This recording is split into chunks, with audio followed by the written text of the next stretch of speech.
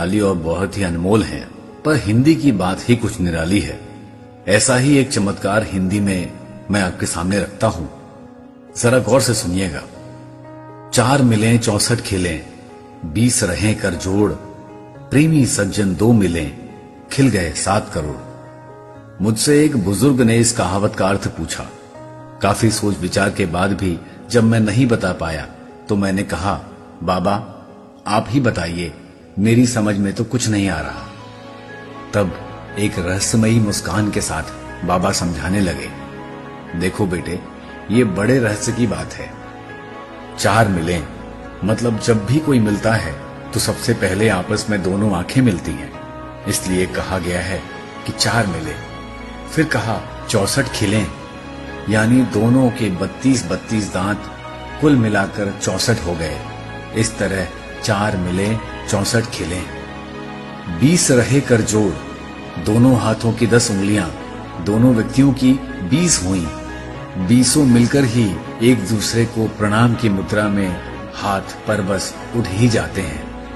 प्रेमी सज्जन 2 मिले, जब 2 आत्मीय जन मिले, ये बड़े रहस्य की बात है, क्योंकि मिलने वालों में आत्मीयता नहीं हुई तो ना 20 रहे कर जोड़ होगा और ना 64 खिलेंगे।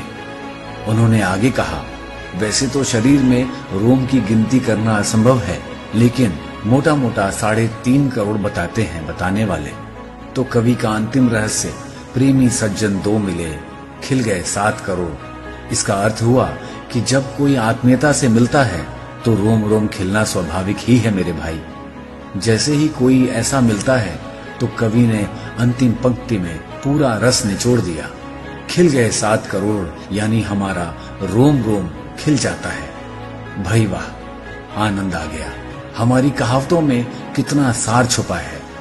एक एक शब्द चाशनी में डूबा हुआ है, हृदय को भावा विभोर करता हुआ।